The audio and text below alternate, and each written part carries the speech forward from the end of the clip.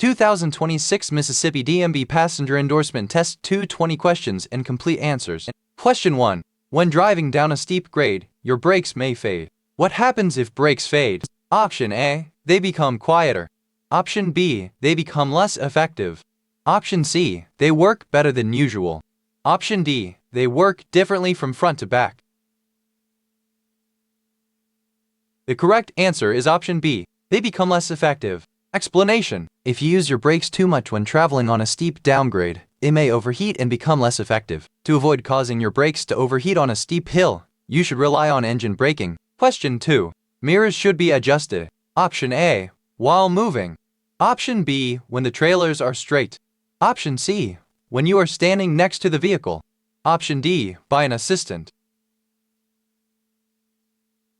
The correct answer is option B. When the trailers are straight. Explanation: mirrors should be checked prior to the beginning of a trip. On a vehicle with a trailer, mirror adjustment can only be checked accurately if the connected trailer is straight. Question 3. To best reduce the distractions of a cell phone, you should: Option A. Stay on a single call for an entire trip. Option B. Turn the phone off before driving. Option C. Only use the phone to accept incoming calls. Option D. Use the phone to text rather than talk. The correct answer is option B. Turn the phone off before driving. Explanation: if possible, you should avoid all cell phone distractions by turning it off before starting a trip and leaving it off until you reach your destination. Question 4. Which of the following is not a cause of hydraulic brake failure? Option A. Loss of hydraulic pressure. Option B. Brake fade on long hills. Option C. Downshifting. The correct answer is option C. Downshifting. Explanation: most cases of hydraulic brake failure come from one of two causes. The brakes may fail due to a loss of hydraulic pressure or due to overuse on long hills, causing the brakes to fade. Question 5. If you see taillights ahead while you are driving in fog. Option A. The lights may not indicate where the road is as the vehicle may have pulled off the roadway. Option B. You can assume the vehicle ahead is on the road. Option C. It may be an optical illusion. The correct answer is option A. The lights may not indicate where the road is as the vehicle may have pulled off the roadway. Explanation: when driving under foggy conditions, lights cannot be taken as a reliable indication of where the road is. The lights may be coming from a vehicle that has pulled off the road. Question 6. Hydroplaning. Option A. Only occurs at extremely high speeds. Option B. Can occur at speeds as slow as 30 miles per hour. Option C. Happens most frequently when tires have good tread. Option D. Happens most frequently when tire pressure is too high. The correct answer is option B. Can occur at speeds as slow as 30 miles per hour. Explanation: if there is enough water on the road, hydroplaning can occur at speeds as low as 30 miles per hour. It is most likely if the tire's air pressure is too low or if tire's tread is worn. Question 7. During an applied leakage test, the maximum leakage rate for a double combination vehicle is blank in a minute. Option A. 2 psi. Option B. 4 psi. Option C. 6 psi. The correct answer is option B. 4 psi. Explanation: it is important to know the maximum air loss rate that is safe for your specific vehicle. A double combination vehicle should have a leakage rate no higher than 4 psi in a minute during an applied leakage test. Question 8. While driving, if you notice anything affecting safety or mechanics, you should: Option A. Stay quiet and see if the problem goes away. Option B. Make a written report that includes your concerns. Option C. Try to fix the issue yourself. Option D. Not use that part of the vehicle and hope others don't notice the problems. The correct answer is option B. Make a written report that includes your concerns. Explanation: at the end of each day of driving, you may be required to make a written report on the vehicle or vehicles driven. Be sure to make note of any issues that could affect the safety of the vehicle or that could lead to a mechanical breakdown. Question 9. Dual tires should it? Option A. Not both be in contact with the road surface. Option B. Not touch one another. Option C. Be different sizes from one another. The correct answer is option B. Not touch one another. Explanation: when inspecting a vehicle, you should verify that your dual tires do not come into contact with one another or with any other part of the vehicle. Question 10. While driving, your mirrors. Option A. Should not be used. Option B, should only be used when changing lanes. Option C, should be checked regularly. The correct answer is option C, should be checked regularly.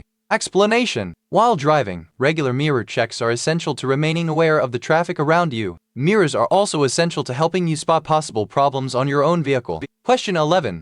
When checking the power steering fluid during a vehicle inspection, you will need to do each of the following except: Option A, show where the power steering fluid dipstick is located. Option B, check for adequate power steering fluid. Option C, ensure that the power steering fluid level is above the full mark. Option D, ensure that the power steering level is above the refill mark. The correct answer is option C, ensure that the power steering fluid level is above the full mark.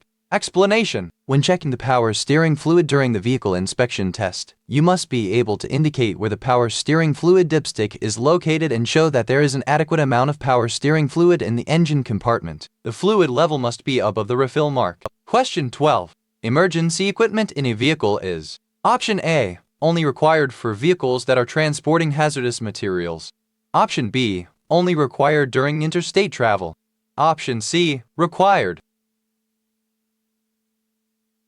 The correct answer is option C, required. Explanation: during a pre-trip inspection, you should check for emergency equipment, including spare electrical fuses, 3 red reflective triangles, 6 fuses, or 3 liquid burning flares, and at least 1 properly charged and rated fire extinguisher. Question 13.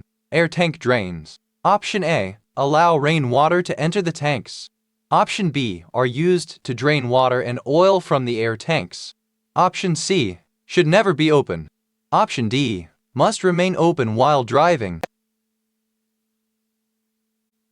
The correct answer is option B, are used to drain water and oil from the air tanks. Explanation: compressed air in an air brake system usually contains a certain amount of water and compressor oil. The water and oil can damage the brakes if left to accumulate in the system. Manually operated air tank drains must be opened daily to remove this buildup. Question 14. On a passenger bus carry-on baggage, Option A, should be placed in the aisle. Option B, must be stored away from the aisle. Option C, must be kept on a rider's lap. The correct answer is option B, must be stored away from the aisle.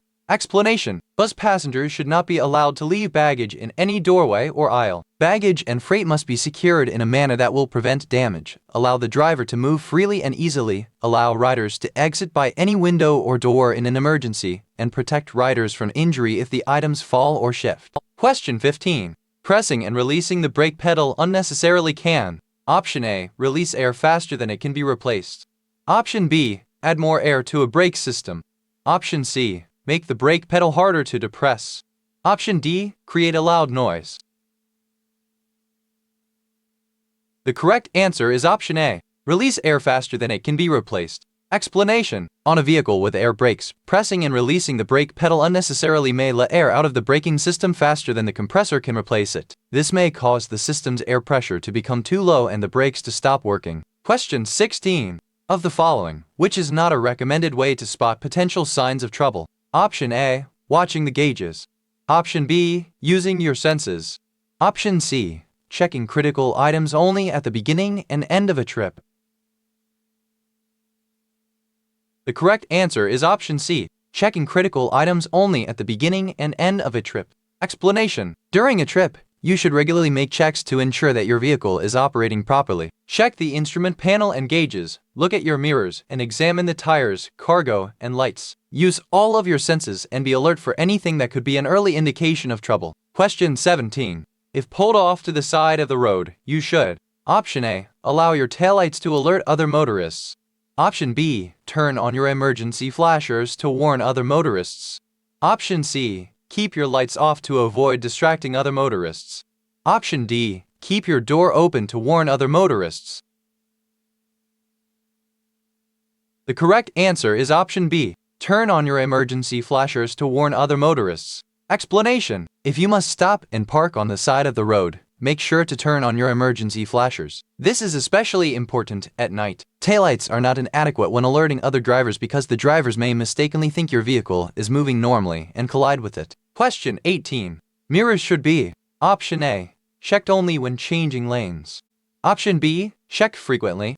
Option C, checked only if there is a reason to suspect a problem. The correct answer is option B, checked frequently. Explanation: when driving, you should regularly check your mirrors, both to be aware of traffic and to check for problems on your own vehicle. Question 19. What is a danger of rolling back when you start to accelerate? Option A, the transmission may be damaged. Option B, the truck is not made to go backwards. Option C, you may hit a vehicle behind you. Option D, you may lose your position in traffic. The correct answer is option C. You may hit a vehicle behind you. Explanation: to avoid hitting someone or something behind you, it is important to ensure that your vehicle does not roll backwards when starting from a stop. If your vehicle has a manual transmission, partly engage the clutch before taking your foot off the brake. Question 20. Extremely hot temperatures can cause: Option A, a trailer to disengage. Option B, tire failure. Option C, lights to malfunction. Option D, increased gas mileage. The correct answer is option B, tire failure. Explanation: because air expands when hot, tire pressure increases as temperatures increase. This can sometimes result in tire failure. Consistently check your tire pressure when making a trip in hot weather.